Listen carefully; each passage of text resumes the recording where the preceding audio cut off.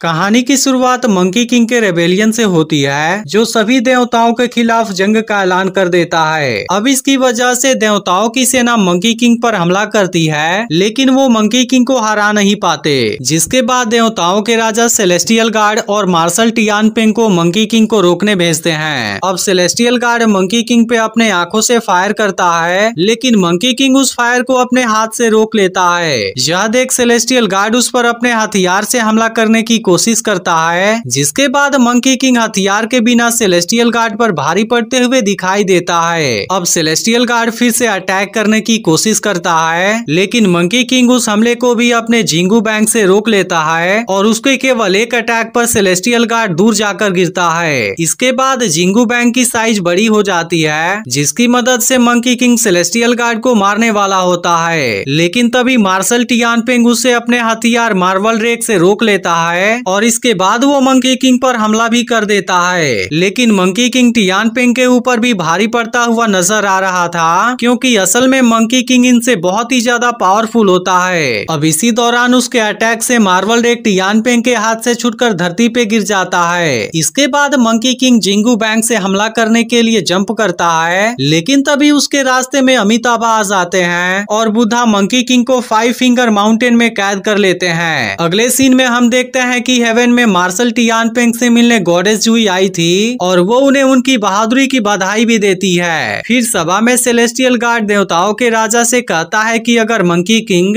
फिर कभी कैद से आजाद हो गया तो वो हेवन को तबाह कर देगा, इसलिए आप मार्शल टियानपेंग को मंकी किंग को खत्म करने के लिए धरती पर भेजिए। अब उसकी यह बात सुनकर राजा सेलेस्टियल गार्ड की बात मान लेता है। फिर टियानपेंग गॉडेस जुई को बाय कहकर धरती पर 5 फिंगर माउंटेन का रास्ता खोजने निकलता है। अगले सीन में हम देखते हैं कि 2 लड़की और 2 लड़के स्पिरिट मॉन्स्टर को पकड़ने के लिए रेगिस्तान में इंतजार कर रहे थे। अब इसके कुछ देर के बाद स्पिरिट मॉन्स्टर वहां पर आता है, जिसके चारों तरफ ये लोग जादुई मिरर गाड़ देते हैं। इसके बाद उसमें से एक मोटी रस्सी निकलती है और उस मॉन्स्टर को बांध देती है। अब इसमें से बाओ नाम की लड़की के पास स्पिरिट पकड़ने वाली स्पिरिट बॉल होती है, जिससे वो मॉन्स्टर को कैद करने की कोशिश करती है, लेकिन ऐसा उसके कर पाने के पहले ही रस्सी टूट जाती है और तभी यहाँ पर मार्शल टियानपेंग की एंट्री होती है और असल में उसी के आने की वजह से रस्सी टूट गई थी। इसलिए इस बात के लिए बाओ उस पर गुस्सा करती है, क्योंकि उसकी वजह से इनकी सारी मेहनत बेकार हो गई थी। तभी इसी दौरान मॉन्स्टर बाओ के ऊपर हमला करने वाला होता है, लेकिन टियानपेंग उसे बचा लेता है। इसके बाद बाओ और उसके साथी वहाँ से भागने लगते हैं, जबकि टियानपेंग मॉन्स्टर से फाइट करने लगता है और उसे मार देता है। इधर भागते हुए बाओ अपने साथियों से कहती है कि हमें उसे अकेला नहीं छोड़ना चाहिए, क्योंकि उसने मेरी जान बचाई है। इसके बाद वे सभी वापस टियानपेंग के पास जाते हैं और वहां पहुंचने पर वो देखते हैं कि एक आदमी टियानपेंग के पास है और वो मॉन्स्टर वहां पर मरा पड़ा हुआ है, लेकिन असल में वो आदमी टियानपेंग का खबरी होता है। फिर टियानपेंग उससे 5 फिंगर माउंटेन का रास्ता पूछता है, जिसके बाद खबरी कहता है कि इसके बारे में मुझे भी पता नहीं है, और इतना कहने के बाद वो खबरी यहाँ से गायब हो जाता है। अब इस बात से बाओ और उसके साथियों को पता चलता है कि ये तो गॉड टियानपेंग है। फिर बाओ टियानपेंग से कहती है कि मुझे 5 फिंगर माउंटेन का रास्ता पता है और वो माउंटेन ईस्ट डायरेक्शन में है। अब इसके बारे में सुनते ही टियानपेंग तुरंत उस डायरेक्शन में चला जाता है। अगले सीन में हम देखते हैं कि बाओ अपने साथियों के साथ ढाबे पे खाना खा रही थी, जहाँ पर काई नाम की उसकी साथी उससे पूछती है कि तुमने 5 फिंगर माउंटेन के बारे में टियानपेंग से झूठ क्यों बोला, जिस पर बाओ कहती है कि टियानपेंग बहुत पावरफुल है और वो स्पिरिट मॉन्स्टर पकड़ने में हमारी मदद करेगा, जिसकी वजह से हम लोग बहुत सारा पैसा कमा सकेंगे। लेकिन तभी हम देखते हैं कि टियानपेंग उसके पीछे ही खड़ा होता है और अब उसने इसकी सारी बातों को सुन लिया था। वो उससे पूछता है कि तुमने मुझसे झूठ क्यों बोला।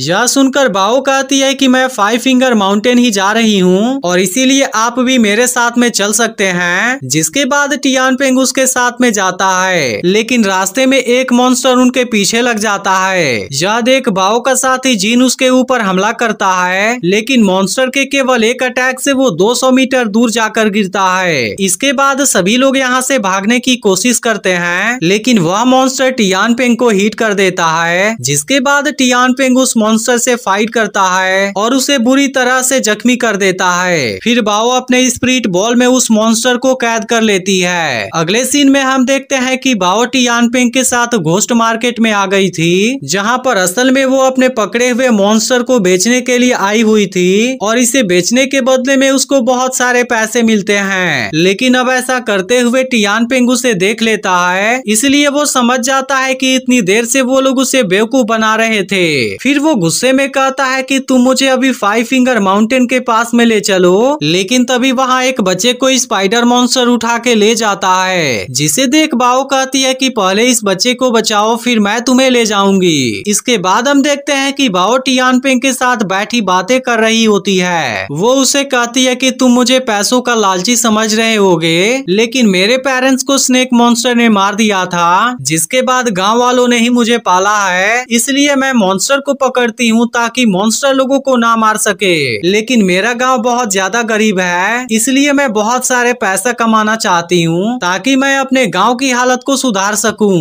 इसलिए उस बच्चे की दादी को देख मुझे मेरे पेरेंट्स की याद आ गई और अब हमें उस बच्चे को बचाना होगा। वहीं हम बाओ के साथ ही यिन को देखते हैं। तभी अचानक से कोई उसे खींच लेता है और इसके बाद वो जिन और काई को भी खींच लेता है, लेकिन काई को खींचते वक्त टियानपेंग और बाओ उसे देख लेते हैं, जिसके बाद टियानपेंग काई को बचाने जाता है। लेकिन वहाँ पर एक खूबसूरत लड़की होती है और वो टियानपेंग को रिझाने की कोशिश करती है, लेकिन टियानपेंग डिस्ट्रैक्ट नहीं होता और उसके ऊपर हमला कर देता है। इसके बाद वो लड़की अपने असली रूप में आ जाती है और असल में वही लड़की स्पाइडर मॉन्स्टर थी, जिसने की बाओ के साथी और उस बच्चे को किडनैप किया था। वो दिखने में बहुत ही ज्यादा भयानक लग रही होती है। इसके बाद वो टियानपेंग के ऊपर हमला करती है, लेकिन इसके दौरान बाओ टियानपेंग के सामने आ जाती है और मॉन्स्टर के जहर के वजह से बेहोश हो जाती है। यह देख टियानपेंग मॉन्स्टर को बहुत मारता है। फिर वो बाओ, उसके साथी और बच्चे को बचाकर घर ले आता है। अब इसके 3 दिन के बाद बाओ होश में आती है, जहाँ काई उसे बताती है कि टियानपेंग तुम्हारे लिए हर रोज पहाड़ से जड़ी बूटी लाता था और तुम्हें बचाने के लिए उसने बहुत मेहनत भी किया है। अब इधर मार्केट में सभी लोग बच्चे को बचाने के लिए टियानपेंग को थैंक यू कहते हैं, जिसके बाद बाओ भी टियानपेंग से मिलकर उसे थैंक यू कहती है। तब टियानपेंग कहता है कि तुम इंसान हो, इसलिए अब कभी भी मुझे बचाने के लिए मेरे सामने मत आना। यह सुनकर बाओ काई से इसके बारे में बात करती है। तब काई उससे कहती है कि वो तुम्हारी फिक्र करता है, इसीलिए उसने ऐसा कहा, और अगर तुम उससे प्यार करती हो तो उसे पाने के लिए मैं तुम्हारी मदद करूंगी। अगले सीन में काई बाओ का मेकअप करती है, जिसमें कि वो बहुत ही ज्यादा फनी और भूतनी के जैसे दिख रही थी। इसके बाद बाओ टियानपेंग से मिलती है और कहती है कि तुम मुझसे प्यार करते हो, इसीलिए तुमने मुझे बचाया है। लेकिन इस पर टियानपेंग कहता है कि तुम मुझे गलत समझ रही हो, क्योंकि मैंने तुम्हें केवल 5 फिंगर माउंटेन जाने के लिए बचाया था। जिसके बाद गुस्से में बाओ बोल देती है कि वो नहीं जानती कि 5 फिंगर माउंटेन कहाँ पर है। अब इस बात की वजह से टियानपेंग भी गुस्सा हो जाता है और कहता है कि मैं देवता हूँ, मैं तुमसे प्यार नहीं कर सकता।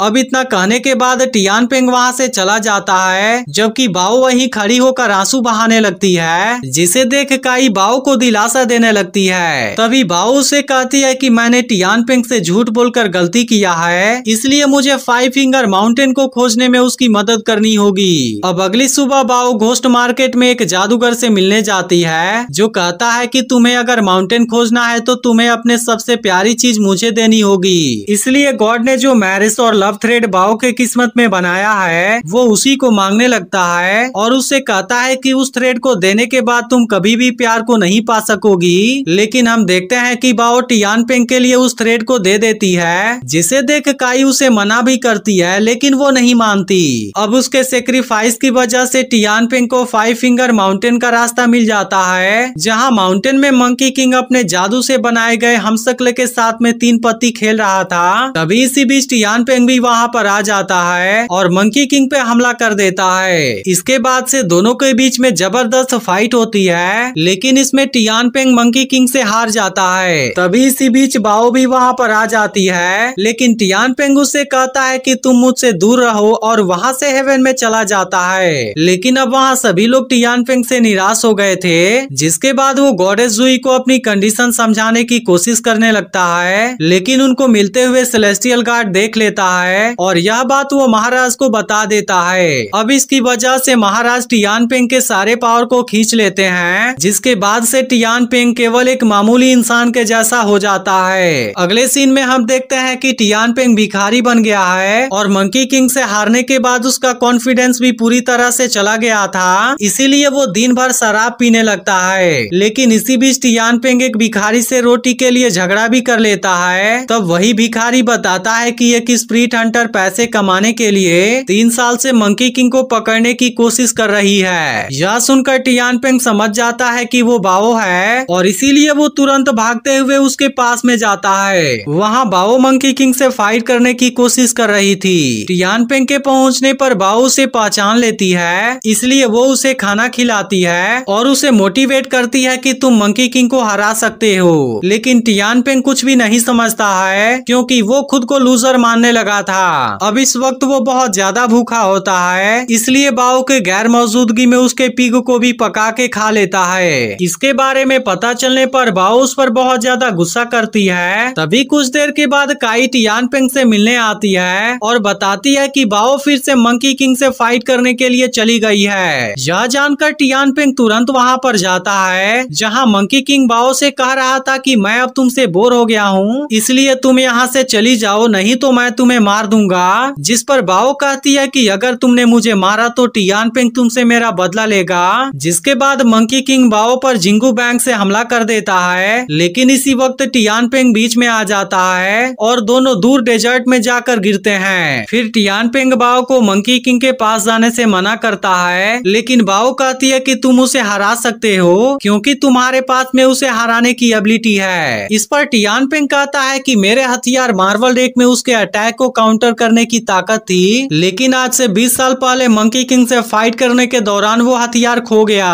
तभी इसी वक्त वहाँ पर टियानपेंग का खबरी आता है और वो बताता है कि 20 साल पहले गांव विलेज के पास में कोई चमकती हुई चीज गिरी थी। यह सुनते ही बाओ कहती है कि वह तो मेरा ही गांव है और इसके बाद वो उसे अपने गांव में ले जाती है। अब वहां पहुंचने पर बाओ को देख गांव वाले बहुत ज्यादा खुश हो जाते हैं। जिसके बाद बाओ 20 साल पहले गिरे मार्वल रेक के बारे में उनसे पूछती है, लेकिन अब उसकी यह बात सुनते ही गांव वाले बहाना बनाकर अपने घर में चले जाते हैं, जैसे कि वो इसके बारे में बात ही नहीं करना चाहते थे। इसके बाद बाओ और काई सबसे पूछने की कोशिश करते हैं, लेकिन वो उन्हें झूठी कहानी सुनाकर मामले को इग्नोर कर देते हैं। इधर हेवन में सेलेस्टियल गार्ड बहुत ज्यादा गुस्से में आ गया था क्योंकि उसे छोड़कर वहाँ सभी का प्रमोशन हुआ था और असल में वो टियानपेंग के जगह पर मार्शल बनना चाहता है, जिसके लिए उसने टियानपेंग को राजा से पकड़वाया भी था। इसके बाद हम देखते हैं कि बाओ काई के लिए एक लेटर छोड़कर जाती है, लेकिन उस लेटर को टियानपेंग पढ़ लेता है, जिसमें बाओ ने लिखा था कि मैं टियानपेंग के मार्वल रेक को खोजने के लिए जा रही हूँ, इसलिए तुम टियानपेंग का ख्याल रखना। अब काई टियानपेंग को सारी सच्चाई बता देती है कि तुम्हारे लिए बाओ ने अपने मैरिज थ्रेड को भी सेक्रीफाइस कर दिया ताकि तुम्हें 5 फिंगर माउंटेन का रास्ता मालूम हो सके। अब इसके बारे में सुनते ही टियानपेंग पूरी तरह से हैरान हो जाता है और विलेज चीफ से मार्वल रेक के बारे में सच पता करने जाता है। तब यहाँ का विलेज चीफ उसे बताता है कि जब चमकीला लाइट जमीन पर गिरा था तो हमने सोचा था कि वह कोई मॉन्स्टर है, लेकिन असल में वह एक बच्ची थी। जिसके बाद हम उसे गांव में लेकर आए और उसका नाम हमने बाओ रख दिया और खुद मैंने ही गांव वालों को इसे राज रखने के लिए कहा था। अब टियानपेंग मंकी किंग से पूछने जाता है कि तुम्हें सब कुछ पता था, जिस पर मंकी किंग कहता है कि हाँ मुझे सब पता था, लेकिन अगर तुम मार्वल रेक लेना चाहते हो तो इसके लिए बाओ को मरना होगा, इसीलिए तुम्हें दोनों में से किसी एक को ही चुनना होगा। इस पर टियानपेंग कहता है कि मैं बाओ की जान नहीं ले सकता।